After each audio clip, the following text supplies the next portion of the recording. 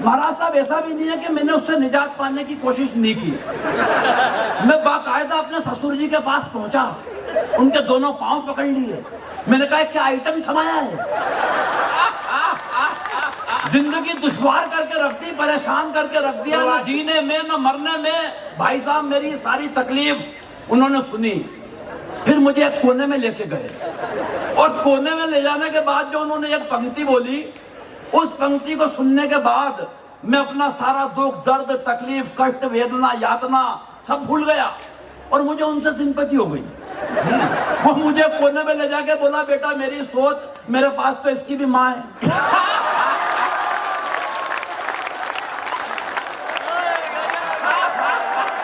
मैं जानता हूं ये कोरोना का प्रभाव नहीं है, 2-3 दिन पहले जो करवा चौथ गई है, ये संदेरिया उसका प्रभाव है। महिलाएं अपने पति को भगवान की तरह पूजती हैं, मगर मजाल कि उस भगवान को कोई दूसरा पूज ले। बहुत अच्छे भाई, कितनी दर्द। बहुत अच्छे गोविंद, आरती उतार देती है उसकी। सच बता रहा हूं, अभी पार्थ नवीन मेरे से पूछ रहा था, भाई साहब पत्नी इज्जत नहीं करती, क्या कारण है? मैंने कहा भाई पार्थ ये तो नहीं मालूम कि क्या कारण है, लेकिन ये बात तूने मुझसे पूछकर जो मुझे इज्जत दी है, मेरी 7 पीढ़ी तेरी शुक्रगुजार रहेगी। बोले भाई साहब क्या आपकी भी नहीं करती? मैंने जो जवाब दिया थोड़ा इंटरनेशनल जवाब है, बस यहां से दिमाग लगा के सोच लेना कि मैं क्या कहना चाहता हूं। बोले भाई साहब क्या आपकी भी नहीं करती? मैंने कहा पार्थ एक बात ध्यान रखना, हिंदुस्तान में अगर रुपए का मूल्य गिरता है तो उसकी गिरावट हर प्रांत में अलग अलग नहीं होती। बहुत अच्छे गोविंद। अरे सच बताओ, बोले क्यों नहीं करती? मैंने कहा बेटा एक बात ध्यान रखना, जब कोई लड़की मायके से विदा होकर ससुराल में आती है, अपने पिताजी को छोड़ के आती है तो बदले में ससुर साहब मिलते हैं, माँ को छोड़ के आती है बदले में सासू माँ मिलती है, बहन को छोड़ के आती है बदले में ननंद मिलती है, भाई को छोड़ के आती है बदले में देवर मिलता है, मगर ऐसा क्या छोड़ा कि तुम और मैं पल्ले पड़े? बोले भाई साहब ऐसा तो कुछ भी नहीं छोड़ा। मैंने कहा फिर एक बात समझ ले बेटा कि जो चीज फोकट में मिली है उसकी इज्जत कौन करता है? तालियां कम है आपकी। वाह,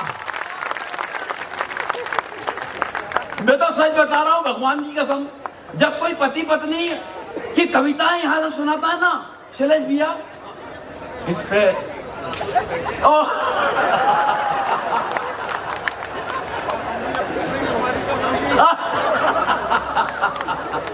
क्या महाराज साहब क्या कह रहे हैं? मैं तो महाराज साहब जब भी पत्नी शब्द सुनता हूं ना, भगवान की कसम ऊपर से नीचे तक कांप जाता हूं, पूरे शरीर में सनसनी सी दौड़ती है।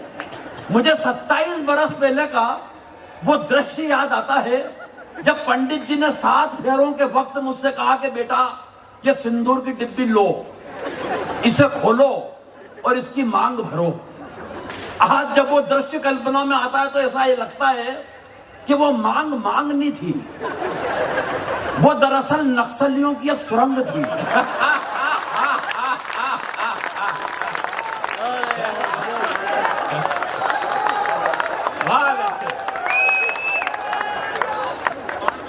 और तालियां तो इस बात पे बजाना कि सुरंग भी वो वाली थी जिसमें मैंने अपने हाथों से बारूद बिछाई है।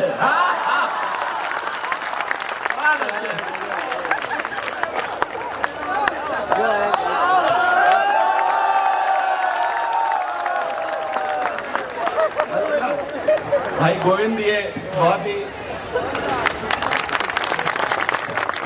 भाई आजाद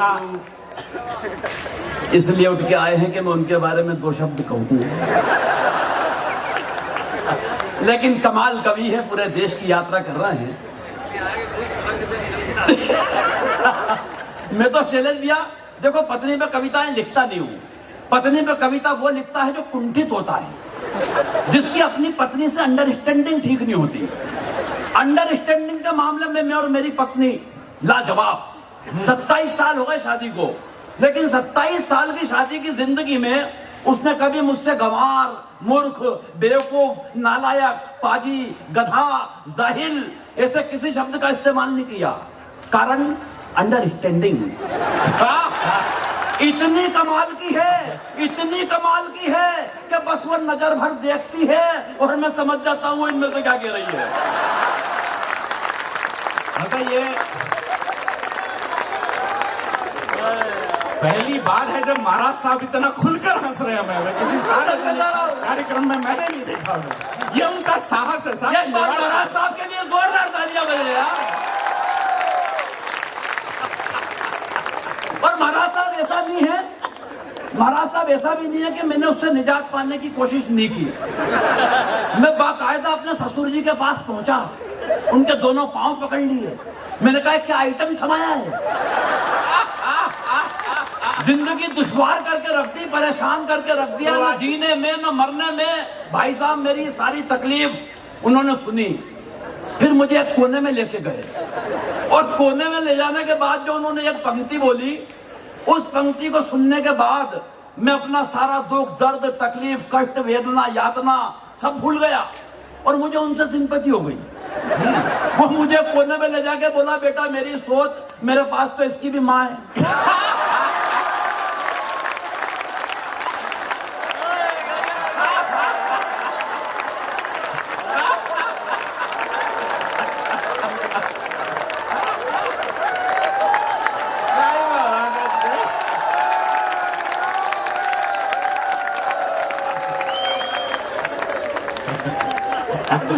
तू नीचे उतर, अगर उदयपुर से तू सही सलामत चला जाए।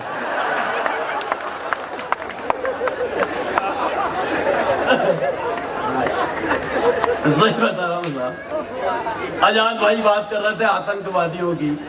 देखो आतंकवादियों की कोई गलती मैं नहीं मानता, मैं बड़े जिम्मेदार मंच पे हूँ और अगर ये टिप्पणी कर रहा हूँ तो समझ लेना क्यों कर रहा हूँ। आतंकवादियों की कोई गलती मैं नहीं मानता। अरे हिंदुस्तान की मिट्टी की गंध ही इतनी सौंधी है, इतनी प्यारी है कि बेचारे पैदा तो कहीं पे होते हैं लेकिन मरना यहां आके चाहते हैं। वाह, कोई मतलब नहीं है। और देखो कोरोना के बाद आप हंस रहे हो यार, बड़ा मजा आ रहा है। सच बता रहा हूं, सरकार ने यह जरूर कहा है कि हमारे बीच 2 हाथ की दूरी होना चाहिए, मगर किसी भी देश की सरकार ने यह नहीं कहा है कि आपके दोनों हाथों के बीच में कोई दूरी होना। वाह वाह, इसलिए उस दूरी को खत्म करो। कोरोना का एक किस्सा भाई साहब मेरे को यह भी याद आ गया कि पत्नी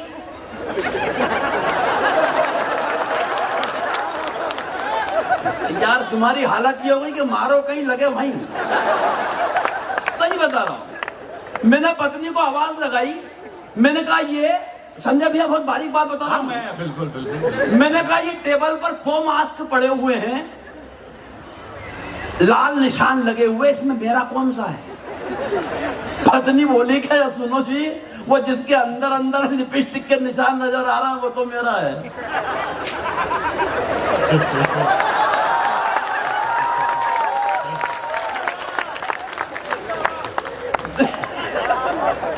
सच बता रहा हूं, वक्त की कमी है और ये बताने के लिए भी वक्त नहीं है कि वक्त की कमी है। इसलिए एक जंग की कविता आपके बीच पढ़ता हूं।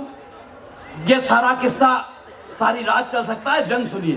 स्वागत। जंग होता क्या है, बस 1-2 उदाहरण में समझ लीजिए। कई पार्टियों की बातें यहां से की गई।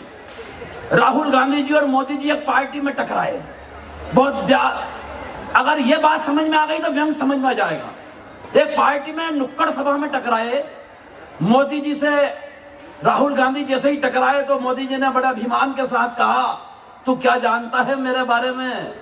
7 करोड़ फेसबुक फॉलोअर्स है मेरे। कितने? 7 करोड़।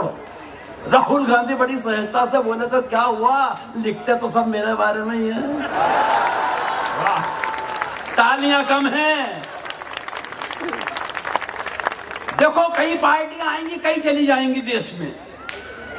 ये एक बारात है जिसमें दूसरी पार्टियां शामिल होती है, बस रहेंगी 2। मैं भी इशारा से बताता हूं कौन 2। ये समझ लो 2 बिस्किट हैं। एक बिस्किट पुराना है जो आजादी के वक्त लॉन्च किया गया, पार्ले जी, यानी एक बिस्किट हो गई पुरानी पार्टी। जिस पर उसी टाइम एक पप्पू का फोटो भी बना दिया गया।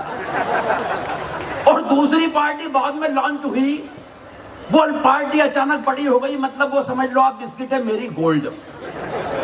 अब टिप्पणी पहुंच जाए तो गोविंद राठी को व्यंग के लिए शुरू करवाना। हमारी बदकिस्मती ये है साहब कि एक बिस्किट तो कप में जाता नहीं है और दूसरा चला जाए तो वापस लौट कर आता नहीं है।